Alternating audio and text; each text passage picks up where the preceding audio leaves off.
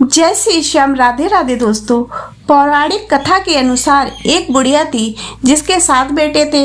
सातों भाइयों में से एक भाई कोई काम धंधा नहीं करता था, इसीलिए बुढ़िया हमेशा उस बेटे को बाकी 6 भाइयों का जूठन खिलाती थी। एक दिन बेटे की पत्नी ने कहा, तुम्हारी माँ तुम्हारे साथ बहुत भेदभाव करती है, पर उसे यकीन नहीं हुआ। एक दिन सच जानने के लिए वह सिर दर्द का बहाना बनाकर रसोई घर में ही चादर ओढ़कर लेट गया।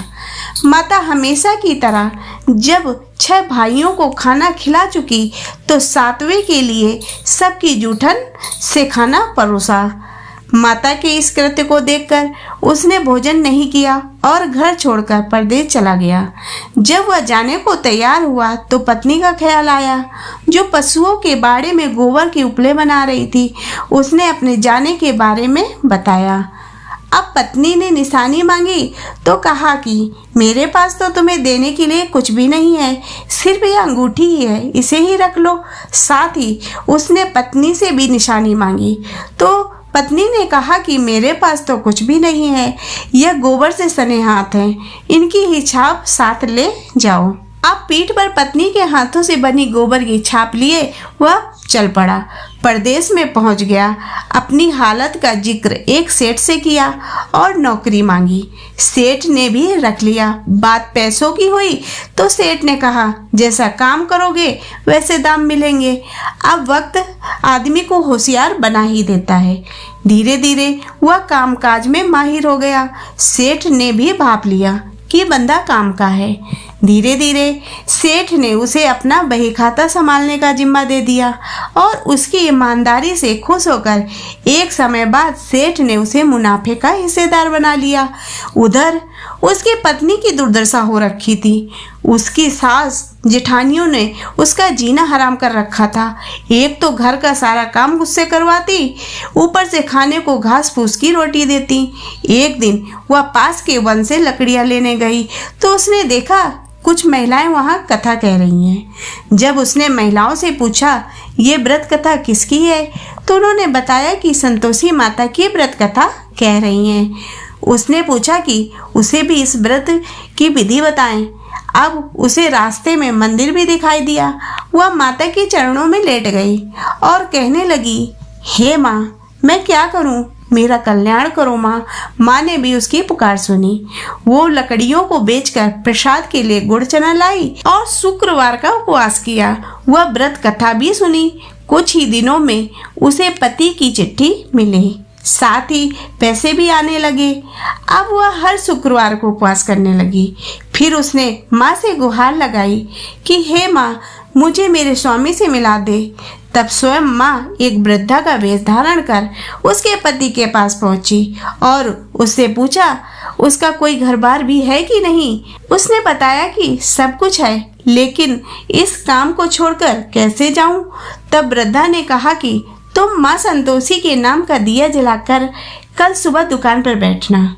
शाम तक तुम्हारा सारा हिसाब किताब हो जाएगा और सामान भी बिक जाएगा। उसने ऐसा ही किया। माता के वरदान से वह शाम के समय कपड़े गहने खरीद कर अपने गांव चल दिया। उधर उसकी पत्नी नित्य की तरह माता के मंदिर में माता से बातें कर रही थी। हे माँ, मेरे स्वामी कब आएंगे?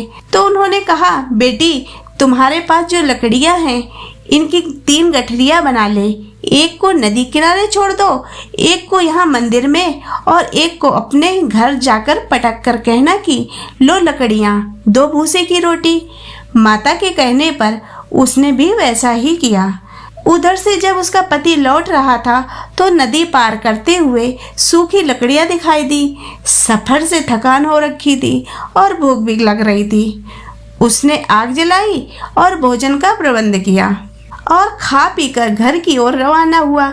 जब वह घर पहुंचा तो उसने सुना कि उसकी पत्नी ने लकड़ियों का गट्ठर आंगन में पटक कर कहा कि लो सासू जी, लकड़ियों का गट्ठर लो और भूसे की रोटी दो। पति ने स्वर सुना तो वो बाहर आया। अपनी पत्नी की हालत को देखकर उसे बहुत दुख हुआ। अपनी माँ से पूछा कि इसकी ऐसी हालत क्यों हुई है। तो माँ ने कहा कि काम धाम तो कुछ करती नहीं, गांव भर में भटकती रहती है, पर वह अपने साथ हुए अन्याय को भी नहीं भूला था। उसने दूसरे घर की चाबी मांगी और अलग रहने लगा। अब तो माँ संतोषी की कृपा से उसके दिन बहुर गए। फिर वह शुक्रवार भी आया जिसमें माता का उद्यापन करना था। पूरी तैयारी कर ली। उसने अपनी जेठानी के बच्चों को बुलाया, लेकिन जेठानी ने अपने बच्चों को पूरी तरह सीख देकर भेजा कि भोजन के समय खटाई मांगना। अब बच्चे भोजन के बाद खट्टी चीज के लिए जिद करने लगे, तो उसने कहा कि माता का प्रसाद है और पैसे बच्चों को दे दिए। उन्हीं पैसों से बच्चों ने खट्टी चीज खरीद ली और उसे खा लिया। इस प्रकार व्रत का उद्यापन पूरा नहीं हो पाया और माँ संतोषी रुष्ट हो गई। बहू के पति को राजा के सैनिक पकड़ कर ले गए। जेठ जेठानी फिर ताने मारने लगे। लोगों को लूट लूट कर धन इकट्ठा कर लिया है, अब जेल में सड़ेगा तो पता चलेगा। बहू से ये सब सहन नहीं हुआ और माँ के चरणों में जा पहुंची और कहने लगी, माँ, मुझे और मेरे पति को किस बात की सजा दे रही हो?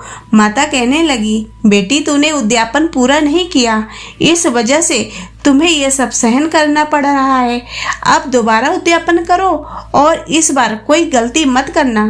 बहू का पति वापस लौट आया और अगले शुक्रवार को विधि पूर्वक फिर से उद्यापन किया और इस बार कोई भी भूल नहीं की। ब्राह्मण के लड़कों को बुलाकर व्रत का उद्यापन किया। इस बार पैसों की जगह फल दिए और उसका उद्यापन पूरा हुआ। माँ संतोषी की कृपा से जल्द ही बहू ने एक सुंदर से पुत्र को जन्म दिया और बहू को देखकर पूरे परिवार ने संतोषी माता का विधिवत पूजन करना शुरू किया और उनका परिवार सुख से जीवन बिताने लगा। तो दोस्तों, आशा करती हूँ कि आपको ये व्रत कथा पसंद आई होगी। यदि ये व्रत कथा पसंद आई हो तो इसे लाइक करें तथा चैनल को सब्सक्राइब करें।